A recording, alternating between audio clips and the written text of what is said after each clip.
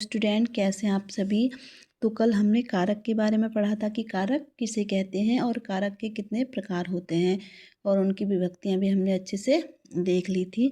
तो आज हम 3 प्रकार के कारक हमने देख लिए थे। आज हम क्या देखेंगे? संप्रदान कारक देखेंगे, जो चौथे नंबर का है। ठीक है, तो संप्रदान कारक किसे कहते हैं? ठीक है, कर्ता ने कर्म को करण से संप्रदान के लिए का मतलब जिसके लिए कार्य होता है। जैसे हमने बताया था ना, कर्ता ने कर्म को करण से संप्रदान के लिए, यानी कि सीता के लिए, है ना, जिसके लिए काम होगा। जैसे संप्रदान कारक वह है जिसमें किसी को कुछ दिया जाता है या जिसके लिए कुछ कार्य किया जाता है। ठीक है, जिसके लिए हम कुछ करेंगे या जिसको कुछ हम देंगे, वो क्या होगा? संप्रदान कारक होगा। जैसे राजा निर्धन को धन देता है। ओके, राजा किसको देता है? धन, निर्धन को देता है। ठीक है, यानी कि संप्रदान का मतलब ही होता है दान करना। ठीक है, वो दान देगा। ठीक, वह मेरे लिए फल लाया, मैंने सीमा को किताब दी, राजा ने ब्राह्मण को गाय दी। ठीक है, यहाँ पर देखो को विभक्ति आई है, के लिए विभक्ति नहीं आई है। वह मेरे लिए, यहाँ पर तो आई है लिए, लेकिन बाकी में क्या आई है? को विभक्ति आई है। तो हम इसको कर्म भी तो लगा सकते हैं, है ना, कर्म भी लगा सकते हैं, लेकिन नहीं, हमें ये ध्यान रखना है कि कर इसमें हमें उसके लिए, इसमें देखो हम यहाँ पर लगा करके देखेंगे के लिए। अगर वो के लिए लगा के देखेंगे हम सेंटेंस में, वाक्य में, अगर वो सही आता है तो वो क्या है? वो संप्रदान कारक है। अगर वो सही नहीं बनता है तो वो क्या होगा? कर्म कारक होगा। ठीक है, एक दूसरी बात यह है कि अगर हम इसमें देखें, जहाँ पर दान दिया जाएगा, ठीक है, जहाँ पर किसी को दान दिया जाएगा वहाँ पर संप्रदान कारक होगा। आप ये भी देख सकते हैं। और जहाँ पर कोई रिश्ता होगा, जहाँ पर हम दान नहीं देंगे, जैसे मैं बताती हूँ कि जैसे भाई ने बहन को 200 रुपये दिए। ठीक है, अब भाई बहन का रिश्ता है, वो दान थोड़ा ना देगा, उसका तो फर्ज है देने का, है ना, तो वो दान नहीं है, इसलिए वो क्या है? हमारा कर्म कारक है। आप इसको ऐसे भी देख सकते हो, इसको आप ऐसे भी याद कर सकते हो। ठीक है, तो आपको समझ में आ गया होगा कि संप्रदान और कर्म में अंतर क्या है। ठीक है, तो ये है इसकी विभक्ति को या के लिए। ओके, उसके बाद हम देखते हैं अपादान कारक। अपादान का मतलब होता है, इसकी विभक्ति होती है से, इसका मतलब है अलग होने के अर्थ में। अपादान मतलब अलग होगी कोई चीज़। ठीक है, आया समझ में? जैसे संज्ञा के जिस रूप से एक वस्तु का दूसरी वस्तु से अलग होने का बोध हो, एक वस्तु से दूसरी वस्तु जहाँ पर अलग होगी। ठीक है, जैसे पेड़ से पत्ता गिरता है, पेड़ से अलग हो रहा है ना, गिर रहा है, तो अब यहाँ पर क्या हो गया? संप्रदान।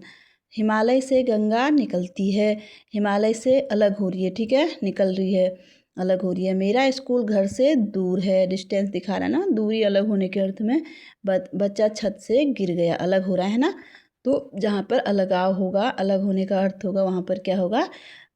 अपादान कारक होगा। ठीक है, अब देखो करण कारक की विभक्ति भी क्या होती है? से होती है। ठीक है, तो इसको हम कैसे पहचानेंगे? करण और अपादान। करण कारक में क्या होता है? वो तो साधन है ना, वो साधन है जिसके थ्रू हम कार्य करते हैं। कर्ता ने कर्म को करण से, यानी कि जैसे बाण से मारा है ना, ऐसे, तो वो करण कारक है। करण और अपादान कारक में कारक चिन्ह से का प्रयोग होता है। ठीक है, दोनों में से का होता है। करण में से परसर्ग जोड़ने हेतु तथा अपादान में से परसर्ग अलग होने हेतु प्रयुक्त किया जाता है। करण में क्या होगा? जुड़ेगा से परसर्ग, लेकिन इसमें क्या होगा? अलग होने के अर्थ में होगा। ठीक है, हम नेक्स्ट देखते हैं संबंध कारक। संबंध मतलब संबंध बताएगा जो। ठीक है, उस इसमें क्या आएगा? परसर्ग, का, के, की, यही परसर्ग आएंगे। शब्द के जिस रूप से किसी एक संज्ञा का दूसरी संज्ञा से संबंध बताया जाता है। जैसे वह राम की बहन है, वह राम की क्या है? बहन है। यह मोहन की किताब है। आपको पता चल रहा ना, वो राम की बहन है। ठीक है, संबंध पता चल रहा है। यह मोहन की किसकी किताब है? किताब का संबंध किससे है? मोहन से है। वह मेरा मित्र है। किसका मित्र है? मेरा मित्र है। ओके, नेक्स्ट देखते हैं अधिकरण कारक। अधिकरण कारक क्या है? अधिकरण का मतलब मैं या पर, ठीक है। आधार या स्थान को बतलाने वाले शब्द क्या कहलाते हैं? अधिकरण कारक कहलाते हैं कि वो कहाँ पर है, ठीक है, उसका स्थान बताएंगे। जैसे घोंसले में चिड़िया है, चिड़िया कहाँ पर है, उसका उसका स्थान बता रहा है ना कि वो घोंसले में है, मैं आया है परसर। किताब मेज पर रखी है, किताब कहाँ पर रखी है? मेज पर रखी है। वह बातचीत में कुशल है। बच्चे मैदान में खेल रहे हैं। ओके, हमारा ये क्या हो गया? अधिकरण कारक हो गया। नेक्स्ट लास्ट देखते हैं, हमारा क्या है 8वें नंबर का? संबोधन, यानी कि जिसमें हम पुकारते हैं, बुलाते हैं, ठीक है। हे, अरे, ओ, इसका कारक चिन्ह है संबोधन। कारक वह कारक है जो किसी को बुलाने, पुकारने या सावधान करने का बोध कराता है। जैसे अरे मोहन खाना खिला दो, हम यहाँ पे बुला रहे हैं ना उसको, अरे मोहन आवाज़ लगा रहे हैं, बुला रहे हैं, पुकार रहे हैं ना, संबोधन कर रहे हैं उसको। हे भगवान, भगवान से बोल रहे हैं अब क्या होगा। हे मित्र, यहाँ आओ, मित्र को बुला रहे हैं। ओके, ये क्या है? संबोधन कर रहे हैं हम किसी को। ओके, बुला रहे हैं, पुकार रहे हैं, तो ये क्या हो गया? संबोधन कारक हो गया।